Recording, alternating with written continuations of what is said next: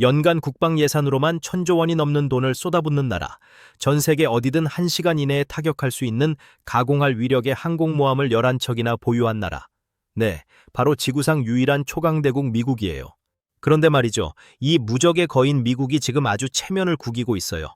자기네 마당 앞바다를 지킬 배가 없어서, 그리고 그 배를 고칠 공장이 없어서 태평양 건너 한국에 제발 좀 도와달라며 SOS를 치고 있거든요. 이게 도대체 얼마나 황당하고 절박한 상황인지 여러분은 상상이 가시나요? 1,000조 원을 쓰면서도 정작 배 한 척을 제때 못 고쳐서 발을 동동 구르고 있는 게 지금 미국의 진짜 모습이에요.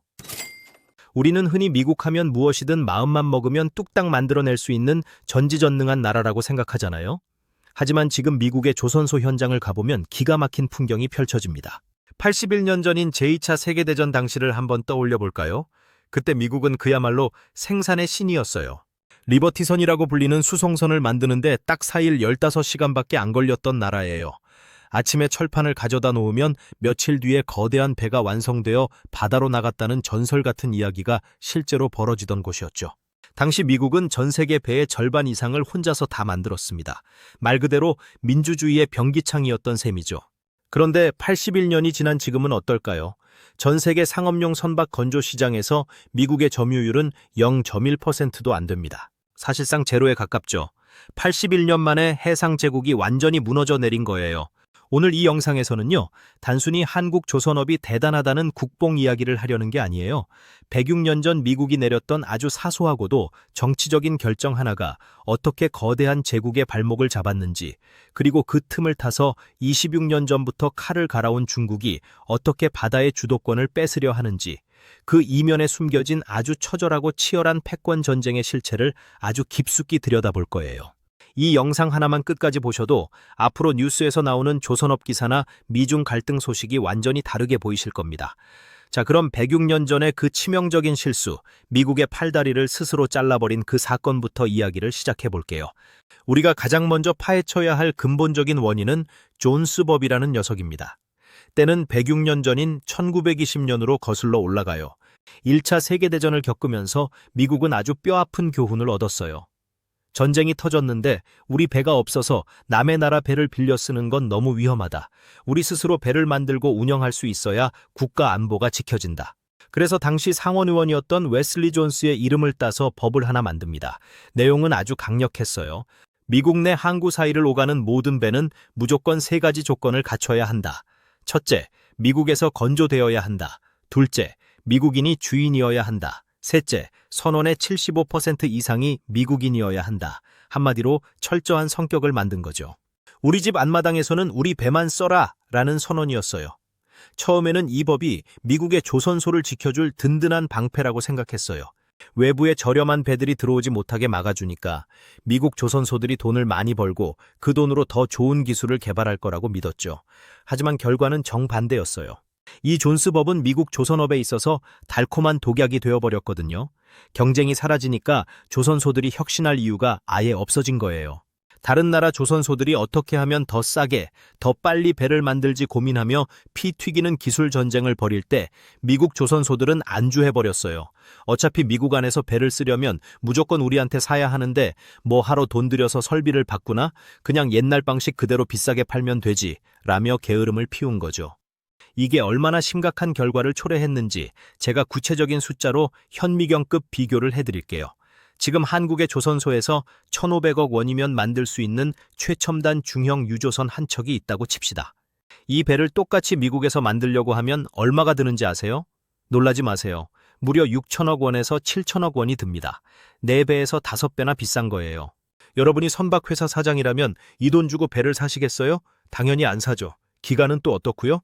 한국에서 1년 반이면 뚝딱 만드는 배를 미국에서는 4년, 5년씩 걸려야 겨우 완성해요. 배를 만드는 동안 들어가는 금융비용이며 인건비며 다 따지면 수익이 날 수가 없는 구조인 거예요. 상황이 이렇다 보니 미국의 하원 회사들은 배를 새로 주문하는 걸 아예 포기하게 됐어요. 그냥 낡은 배 대충 고쳐서 쓰자, 새 배는 너무 비싸서 못 사겠다는 분위기가 팽배해졌죠.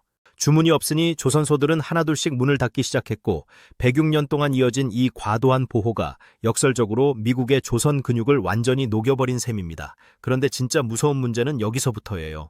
민간 조선업 기반이 무너지니까 군함을 고치고 관리할 인프라까지 통째로 무너져버린 거예요.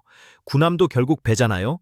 배를 만드는 기술과 고치는 기술은 뿌리가 같은데 그 뿌리가 썩어버린 거죠.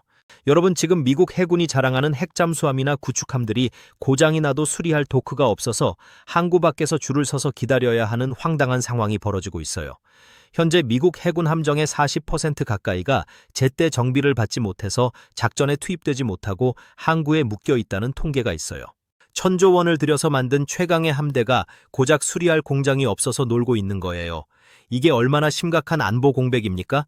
만약 지금 당장 전쟁이 터진다면 고장난 배를 고칠 수 없어서 싸우지도 못하고 가라앉는 배들이 속출할 거라는 공포가 펜타곤을 덮치고 있는 겁니다. 더 깊이 들어가 볼까요? 배를 고치려면 사람이 필요하죠. 그런데 미국의 조선소 기술자들은 이제 대부분 은퇴를 앞둔 분들이에요. 30년, 40년 전 조선업이 그나마 유지될 때 들어왔던 베테랑들이죠. 젊은 미국인들은 더 이상 기름때 묻히며 무거운 철판을 드는 조선소 일을 배우려 하지 않아요. 인건비는 천정부지로 솟았는데 숙련공은 사라지는 말 그대로 총체적 난국인 거예요. 미국 본토에서 가장 크다는 뉴포트 뉴스 조선소조차도 인력난 때문에 군함 인도 기일을 못 맞춰서 해군한테 맨날 욕을 먹는 형편이라니까요. 이런 상황을 지켜보던 미 해군 수뇌부들은 아마 밤잠을 설쳤을 거예요. 본토 조선소는 답이 없고 배는 자꾸 낡아가는데 어쩌지? 그러다 눈을 돌려 태평양 너머를 본 거예요. 거기엔 미국이 가진 모든 결핍을 완벽하게 채워줄 수 있는 한 나라가 있었거든요. 세계 최고의 기술력, 압도적인 건조 속도, 그리고 무엇보다 100%에 달하는 납기 준수율. 미국인들에게는 기적처럼 보이는 이 능력을 가진 나라, 바로 대한민국이었죠. 미 해군 장관 카를로스 델 토로가 직접 한국으로 날아와 조선소 현장을 둘러보고는 입을 다물지 못했습니다. 수만 톤짜리 거대한 선박들이 오차도 없이 착착 만들어지는 과정을 보며 이건 우리가 상상하던 조선소의 모습이 아니다 라며 감탄을 금치 못했죠. 도대체 한국 조선소에서 무엇을 보았기에 자존심 강한 미국 장관이 그토록 극찬을 아끼지 않았던 걸까요? 그리고 왜 수많은 후보지 중에서 하필 한국이었을까요? 사실 여기에는 우리가 흔히 아는 것보다 훨씬 더 치밀한 국제 정세와 중국의 무서운 방역이 얽혀 있어요. 중국은 26년 전부터 국가의 명운을 걸고 조선업을 키워왔거든요. 이제 우리는 중국이 어떻게 바다를 장악하려 하는지, 그리고 그 위협이 왜 한국을 미국의 유일한 구세주로 만들었는지 아주 디테일하게 파헤쳐 볼 겁니다. 이야기는 이제부터 진짜 시작이에요. 자, 이제 우리는 태평양 건너편에서 벌어지고 있는 소름 끼치는 현실을 직시해야 해요. 미국이 자기 집 앞마당에서 존스법이라는 달콤한 잠에 빠져서 근육이 다 빠져나가고 있던 지난 26년 동안 저 멀리 동쪽의 중국은 도대체 무엇을 하고 있었을까요? 중국은 26년 전인 2000년대 초반부터 아주 무섭고도 집요한 계획을 세웠어요. 대륙의 시대가 가고 해양의 시대가 온다. 바다를 지배하지 못하면 세계 패권은 꿈도 수 없다는 일념 하나로 국가의 모든 가용 자원을 조선소에 쏟아붓기 시작한 거예요.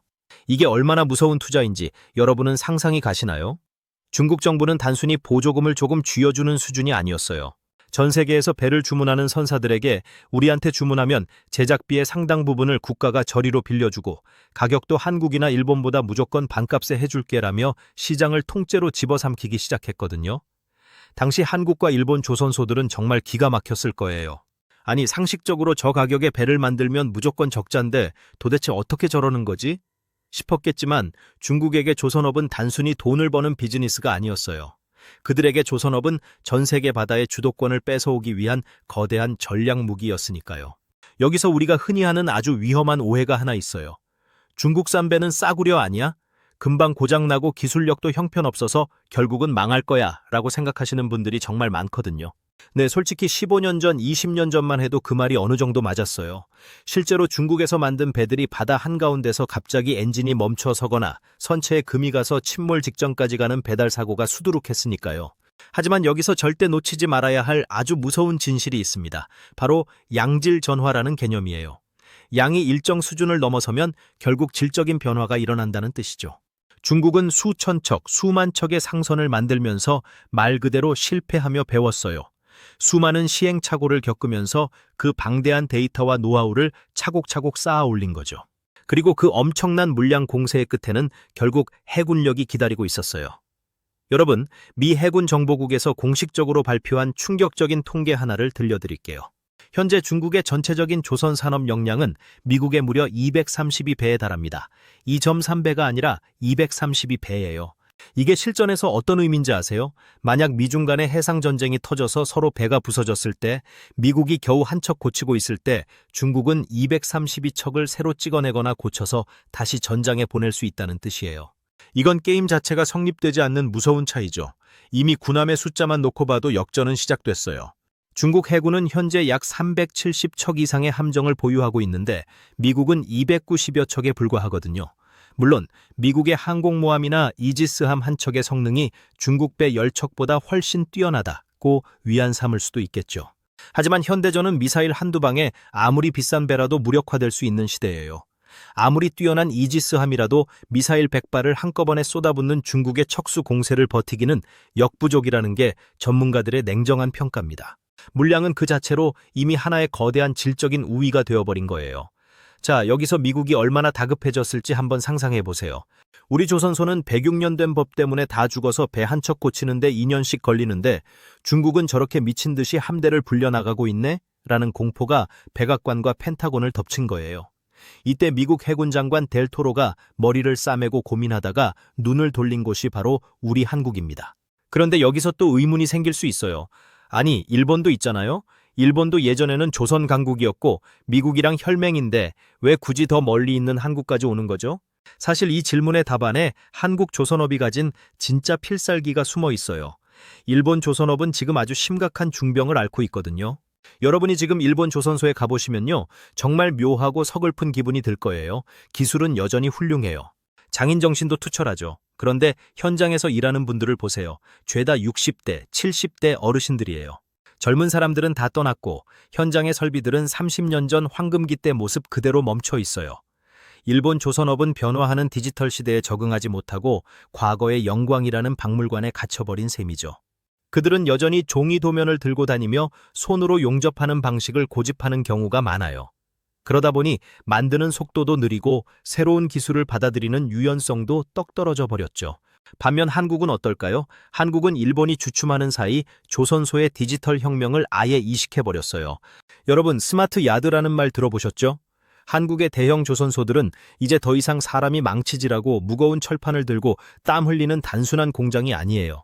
거대한 골리앗 크레인이 움직이는 동선부터 수만 장의 철판을 오차 없이 자르는 공정까지 모든 것을 AI가 실시간으로 설계하고 로봇이 실행합니다.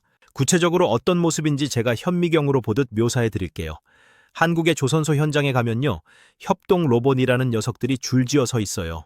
사람이 들어가기엔 너무 좁고 유독가스 위험이 있는 배의 구석구석을 로봇 파리뱀처럼 유연하게 들어가서 사람보다 훨씬 정교하게 오차도 없이 용접을 해버리죠.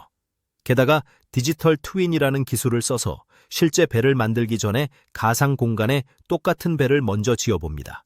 여기서 미리 시뮬레이션을 돌려보니까 실제 공정에서 발생하는 오류나 자재 낭비가 거의 제로에 가까워요. 미국 해군 장관이 한국 조선소를 방문했을 때 가장 경악했던 포인트가 바로 이거예요. 미국 본토 조선소에서는 사람이 모자라서 은퇴한 노인들을 다시 불러오고 도면 하나 수정하려면 며칠씩 회의를 해야 하는데 한국은 로봇들이 군무를 추듯 배를 만들고 있고 모든 데이터가 태블릿 PC 하나로 관리되는 걸 본 거죠. 델토로 장관은 그때 확신했을 거예요. 아, 우리를 중국의 물량 공세에서 구해줄 유일한 파트너는 일본이 아니라 바로 한국이구나 라는 사실을요. 하지만 여기서 끝이 아닙니다. 미국이 한국을 찾는 진짜 이유는 단순히 배를 빨리 만들기 때문만은 아니거든요. 훨씬 더 복잡하고 치밀한 돈과 안보의 논리가 숨어 있습니다. 바로 13조 원 규모의 황금알, MRO 시장에 대한 이야기예요. 배는 만드는 것보다 고치는 게 더 중요하다는 사실, 그리고 그 과정에서 한국이 미국의 전진기지가 되어가는 그 짜릿한 과정을 이제부터 본격적으로 파헤쳐 보겠습니다. 자, 이제 우리는 조금 더 깊숙이, 아주 깊숙이 들어가 봐야 해요. 바로 13조 원의 황금알이라 불리는 MRO 시장의 실체입니다. 여러분, MRO라는 말이 좀 어렵게 들릴 수도 있는데 쉽게 생각하면 우리 자동차 정기 점검 받으러 서비스 센터 가는 거랑 똑같다고 보시면 돼요. 그런데 그 대상이 수천억, 수조 원짜리 군함인 거죠. 보통 배 한 척을 새로 만드는 것만 대단한 기술이라고 생각하시기 쉬운데 사실 진짜 돈이 되고 기술의 정점을 보여주는 건 이 배를 30년 동안 쌩쌩하게 굴리는 유지보수 능력이에요. 군함은 민간인들이 타는 배랑은 차원이 달라요. 바닷물의 염분 때문에 시시각각 부식되는 선체는 기본이고요. 그 안에 들어가는 초정밀 레이더, 미사일 발사대, 심지어 핵잠수함의 원자로 같은 것들을 아주 미세한 오차도 없이 관리해야 하거든요. 여기서 사람들이 흔히 하는 오해가 하나 있어요. 그냥 낡은 부품 갈아 끼우고 칠 다시 하는 게 무슨 대단한 기술이야? 라고요. 하지만 이건 정말 큰 착각이에요. 요즘 군함은 단순한 배가 아니라 물 위에 떠다니는 첨단 IT 요새거든요. 5년 전 팬데믹을 거치면서 공급망이 한번 무너졌을 때 미국이 가장 뼈아프게 느낀 게 바로 이거였어요. 부품 하나가 없어서 수조 원짜리 항공모함이 항구에 묶여있는 꼴을 본 거죠. 이때 한국의 현미경급 관리 능력이 빛을 발합니다. 한국 조선소들은 단순히 고치는 걸 넘어 창정비라는 걸 해요. 창정비가 뭐냐고요? 배를 거의 뼈대만 남기고 다 뜯어내서 최신 시스템으로 싹 바꿔주는 거예요. 낡은 아파트를 리모델링해서 최신 스마트 홈으로 만드는 거랑 비슷하죠. 미국이 한국을 찾는 진짜 이유는 단순히 속도가 빨라서가 아니라 한국에 맡기면 20년 된 낡은 배가 최신형 무기를 장착한 괴물이 되어서 돌아오기 때문이에요. 실제로 있었던 기가 막힌 사례를 하나 더 들려드릴게요. 얼마 전 미국 해군의 군수 지원함 한 척이 한국 조선소에 들어온 적이 있어요. 미국 본토에서 고치려고 견적을 뽑았을 때는 사람도 없고 부품도 수급이 안 돼서 1년은 좋게 잡아야 한다는 답이 돌아왔었죠. 그런데 한국 조선소의 반응은 어땠을까요? 그거 4개월이면 충분합니다 라고 선언한 거예요. 미국 측 관계자들은 처음엔 믿지 않았어요. 아니, 1,000조 원을 쓰는 우리도 1년 걸리는 걸 당신들이 어떻게 4개월 만에 해? 라며 의심의 눈초리를 보냈죠. 결과는 어땠을까요?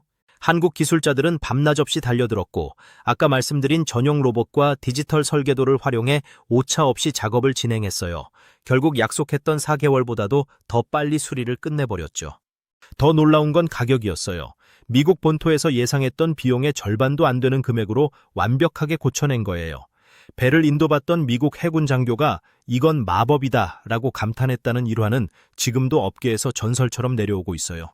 그런데 여기서 소름 돋는 포인트가 하나 더 있습니다. 한국 조선소가 단순히 기계적으로 배만 고친 게 아니었거든요.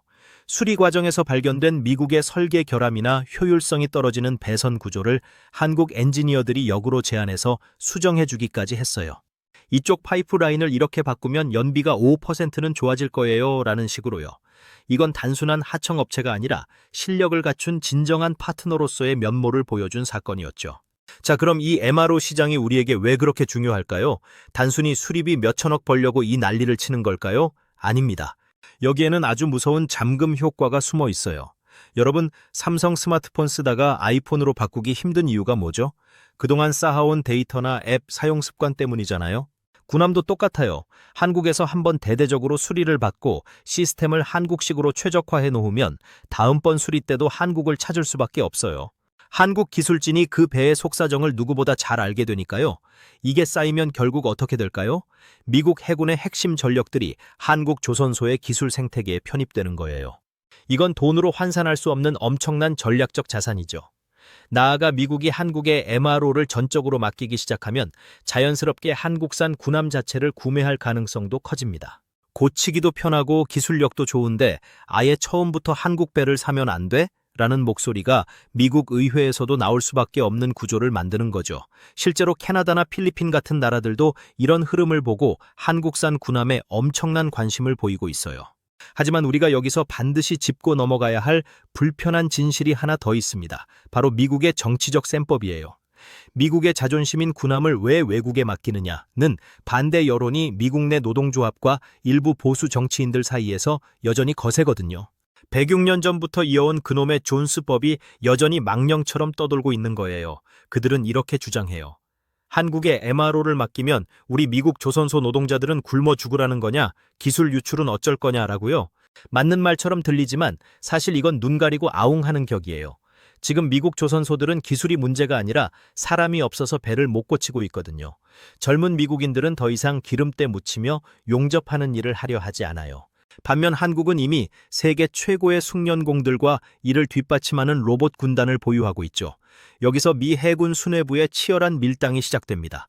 겉으로는 우리 미국 산업을 보호해야 한다고 말하면서도 속으로는 당장 중국이 코앞까지 함대를 끌고 오는데 자존심 챙길 때냐라며 한국 조선소 대표들을 몰래 만나고 다니는 거죠. 여기서 잠깐 우리가 놓치지 말아야 할 결정적인 장면이 하나 더 있어요. 최근 미국 해군 장관이 한국의 조선소를 방문했을 때 단순히 구경만 한 게 아니었거든요. 그는 한국의 스마트 야드 현장에서 로봇이 용접하는 모습을 아주 오랫동안 지켜봤어요. 그리고 그가 내뱉은 한마디가 화제가 됐죠. 우리는 왜 이런 로봇을 만들지 못했는가가 아니라 우리는 왜 이런 로봇을 쓸 수 있는 환경을 만들지 못했는가 였어요. 이건 미국의 시스템적인 실패를 인정한 아주 뼈아픈 고백이었던 셈이에요. 자, 이제 우리는 중국의 방역에 대해서도 아주 현미경처럼 들여다봐야 합니다. 중국이 과연 이 상황을 팔짱 끼고 구경만 하고 있을까요? 절대 아니거든요. 중국은 지금 한국과 미국의 조선 밀월 관계를 보면서 속이 부글부글 끓고 있어요. 자기들이 26년 전부터 공들여 쌓아온 해상 굴기의 탑이 한국이라는 거대한 벽에 부딪혀 흔들리고 있으니까요. 그래서 중국은 지금 아주 치밀하고도 소름 끼치는 방역을 준비하고 있습니다. 가장 먼저 그들이 노리는 건 바로 우리 한국의 두뇌들이에요. 15년 전쯤에 기억하시나요? 한국의 숙련된 조선 엔지니어들에게 연봉 3배, 5배를 제시하며 파격적인 조건으로 스카우트해 갔던 일 말이에요. 그때 빠져나간 기술들이 지금의 중국 조선업을 만든 밑거름이 됐다는 건 업계의 공공연한 비밀이죠. 그런데 최근에는 수법이 훨씬 더 교묘해졌어요. 이제는 대놓고 사람을 데려가는 게 아니라 소셜미디어나 헤드헌팅 업체를 통해 아주 은밀하게 접근하거든요. 재택근무로 자문만 해달라거나 비밀리에 기술 검토만 해달라는 식으로 한국의 핵심 인재들을 유혹하고 있어요. 또한 해킹 위협도 상상을 초월합니다. 한국 조선소들의 설계 서버는 1년 365일 내내 중국발로 추정되는 해킹 공격을 받고 있어요. 그들이 노리는 건 단순한 배 설계도가 아니에요. 우리가 수십 년간 축적해온 용접 데이터, 블록 조립 노하우, 그리고 AI 자동화 알고리즘이죠. 배의 형체는 흉내 낼 수 있어도 그 배를 가장 효율적으로 만드는 공정의 마법은 훔쳐가기 어렵거든요. 그래서 중국은 지금 그 마법의 레시피를 훔치기 위해 온갖 수단을 가동하고 있는 겁니다. 하지만 중국의 진짜 무서운 방역은 따로 있어요. 바로 가격 후려치기와 물량 공세입니다. 중국 정부는 자국 조선소들에게 어마어마한 보조금을 밀어주고 있어요. 돈은 우리가 대줄 테니까 일단 전 세계 배 주문은 다 받아와라는 식이죠. 우리 조선소들이 정당한 기술료를 받고 배를 팔려고 할 때 중국은 말도 안 되는 헐값에 배를 내놓습니다. 당장 눈앞의 이익이 중요한 민간 선사들 입장에서는 아무리 한국 배가 좋아도 가격 차이가 너무 나면 흔들릴 수밖에 없거든요. 실제로 작년 한 해 동안 중국은 전 세계 상선 수주량의 절반 이상을 가져가며 여전히 숫자의 위력을 과시하고 있어요. 그런데 여기서 반전이 일어납니다. 5년 전 팬데믹을 거치면서 세상이 깨달은 게 하나 있거든요. 싼 게 비지떡이라는 진리 말이에요. 중국에서 싸게 만든 배들이 바다 한가운데서 엔진이 멈추고 선체에 균열이 가고 약속했던 납기일을 몇 달씩 어기는 사건들이 속출했어요. 특히 유럽의 대형 선사들이 중국에 맡겼던 배들을 보고 다시는 중국이랑 안 한다며 한국으로 발길을 돌리는 사례가 늘어나고 있죠. 미국이 지금 한국을 찾는 건 바로 이 신뢰의 비용을 기꺼이 지불하겠다는 뜻이에요. 전쟁터에서 배가 멈추면 그건 단순한 손해가 아니라 패배와 죽음을 의미하니까요. 자, 그럼 이제 우리 내부의 문제를 한번 아주 냉정하게 들여다볼까요? 사실 중국의 추격보다 더 무서운 게 우리 안에 숨어있는 아킬레스건이에요. 바로 심각한 인력 부족과 노령화 문제입니다. 지금 울산이나 거제도 조선소 현장에 가보시면요. 20대, 30대 젊은 한국인 용접공을 찾기가 하늘의 별 따기예요. 힘들고 위험하다는 인식 때문에 젊은 층이 조선소를 외면하고 있거든요. 지금 현장을 지탱하는 분들은 대부분 50대, 60대 베테랑들이에요. 이분들이 은퇴하고 나면 그 빈자리를 누가 채울까요? 외국인 노동자들을 많이 데려오면 된다고요? 물론 당장은 도움이 되겠죠. 하지만 아까 말씀드렸던 군함 MRO 같은 국가 안보와 직결된 사업은 보안이 생명이에요. 아무리 동맹국이라도 핵심 군사 기밀이 흐르는 현장에 검증되지 않은 외국 인력을 대거 투입할 수는 없는 노릇이죠. 이게 바로 한국 조선업이 직면한 가장 거대한 벽입니다. 미국은 한국의 기술을 원하는데 한국은 그 기술을 구현할 사람이 부족해지는 아이러니한 상황인 거예요. 그럼 우리는 여기서 포기해야 할까요? 아닙니다. 여기서 한국인 특유의 돌파력이 나옵니다. 사람이 없으면 로봇이 하면 되고 로봇이 못하는 건 AI가 배우게 하면 된다는 게 우리의 전략이에요. 구체적으로 어떻게 하냐고요? 지금 한국의 주요 조선소들은 용접 로봇을 넘어 비전 센서가 달린 자율형 로봇을 현장에 투입하고 있어요. 예전에는 사람이 일일이 눈으로 확인하며 용접 부위를 다듬었다면 이제는 로봇이 수천 장의 사진을 실시간으로 찍어서 스스로 학습하며 완벽한 용접 곡선을 찾아냅니다. 심지어 사람이 들어가기 힘든 좁고 위험한 선박 내부의 도장 작업도 거미처럼 벽을 타고 다니는 로봇들이 대신하고 있어요. 이게 바로 우리가 가야 할 초격차의 방향이에요. 중국이 사람 머릿수로 밀어붙일 때 우리는 그 사람이 필요 없는 시스템 자체를 구축하는 거죠. 너희는 수만 명의 노동자가 필요하지, 우리는 숙련된 엔지니어 한 명과 로봇 100대면 돼 라고 말할 수 있는 수준까지 가야 합니다. 이것이 바로 미국이 한국과 손을 잡고 싶어하는 진짜 이유이기도 해요. 미국 본토에서 사람을 못 구해 고생하는 자신들의 현실을 한국의 자동화 기술로 해결하고 싶어 하거든요. 여기서 한 걸음 더 나아가 볼까요? 이제 바다는 단순히 배가 다니는 길이 아니라 데이터의 고속도로가 되고 있어요. 여러분, 자율운항 선박에 대해 들어보셨나요? 자동차에 테슬라가 있다면 바다에는 한국의 조선사들이 있습니다. 5년 전부터 본격적으로 개발된 한국의 자율운항 시스템은 이미 태평양을 횡단하는 데 성공했어요. 선장이 없어도 AI가 주변의 장애물을 피하고 최적의 연료 효율을 계산하며 기상 악화 시 가장 안전한 경로를 찾아내는 거죠. 이 기술이 군함에 적용된다고 상상해 보세요. 승조원 수를 획기적으로 줄이면서도 전투 효율은 극대화할 수 있는 스마트 함정이 탄생하는 거예요. 미국은 지금 인력 부족 때문에 배를 운영하는데도 어려움을 겪고 있는데 한국의 자율운항 기술은 그들에게 그야말로 가뭄의 단비 같은 소식이죠. 실제로 미국 해군은 한국 기업들과 협력해서 무인 함정 시스템을 공동 개발하는 방안을 아주 진지하게 검토하고 있어요. 게다가 지금 전 세계는 환경 규제라는 거대한 파도 앞에 서 있어요. 26년 전만 해도 배는 그냥 값싼 벙커시유를 태우며 검은 연기를 내뿜는 게 당연했죠. 하지만 이제는 아닙니다. 탄소를 배출하지 않는 배를 만들지 못하면 아예 바다에 띄우지도 못하는 시대가 오고 있어요. 여기서 한국은 암모니아 추진선, 수소 추진선 같은 차세대 친환경 선박 시장에서 압도적인 특허와 기술력을 보유하고 있습니다. 탄소를 안 내뿜으면서도 원자력 잠수함 만큼은 아니더라도 엄청난 항속거리를 자랑하는 친환경 군함, 이게 바로 한국이 꿈꾸는 미래의 바다예요. 자, 이제 모든 퍼즐이 맞춰지시나요? 106년 전에 낡은 법에 묶여 침몰해가는 미국 조선업, 그리고 26년 전부터 물량으로 승부해온 중국의 위협. 그 사이에서 한국은 로봇과 AI라는 최첨단 무기를 들고 나타난 거예요. 우리는 단순히 배를 만드는 목수가 아니라 바다 위의 테슬라이자 엔비디아가 되려고 하는 거죠. 미국 해군 장관이 한국 조선소의 그 거대한 골리앗 크레인 아래에서 느꼈던 것은 아마도 공포와 경외심이 섞인 복잡한 감정이었을 거예요. 우리가 이들을 놓치면 정말 끝이구나 라는 절박한 말이죠. 그래서 지금 벌어지는 이 현상은 단순한 비즈니스가 아니라 한미동맹이 창과 방패를 넘어 망치와 모루가 되어가는 과정이라고 할 수 있습니다. 미국은 우리에게 거대한 시장과 안보의 울타리를 제공하고 우리는 그들에게 무너지지 않는 생산기지와 최첨단 기술력을 제공하는 상부상조의 끝판왕인 셈이죠. 이제 결론을 향해 달려가 볼까요? 미국이 한국을 찾는 이유, 이제 확실히 아시겠죠? 그것은 단순히 기술 때문이기도 하고 속도 때문이기도 하지만 무엇보다 우리가 그들과 함께 미래의 바다를 설계할 수 있는 유일한 파트너이기 때문입니다. 일본은 너무 늙었고 중국은 믿을 수 없으며 본토는 이미 무너졌거든요. 이 거대한 체스판에서 한국은 가장 강력한 퀸이 된 겁니다. 물론 앞으로도 수많은 리스크가 우리를 기다리고 있을 거예요. 미국의 정치적 변덕, 중국의 치졸한 보복, 그리고 우리 내부의 고질적인 인력난까지. 하지만 우리는 늘 그랬듯 위기를 기회로 바꿔왔습니다. 81년 전 리버티선이 민주주의를 구했듯 이제는 한국의 스마트 선박들이 세계 평화와 우리 경제의 새로운 심장이 될 것입니다. 오늘 긴 시간 동안 전 세계 해양 패권 전쟁의 이면을 함께 들여다봤는데 어떠셨나요? 이제 바다를 바라볼 때 그저 푸른 물결이 아니라 그 속에서 치열하게 오가는 기술의 향연과 국가 간의 셈법을 느끼실 수 있을 거예요. 이 거대한 흐름 속에 우리 조선업이 그리고 우리 대한민국이 어떤 위치에 있는지 다시 한번 생각해보는 계기가 되었으면 좋겠습니다. 마지막으로 핵심 요약을 해드릴게요. 첫째, 미국 조선업은 존스법이라는 보호무역에 취해 스스로 몰락했습니다. 둘째, 중국은 물량으로 승부하지만 신뢰와 질적인 면에서 한계를 보이고 있습니다.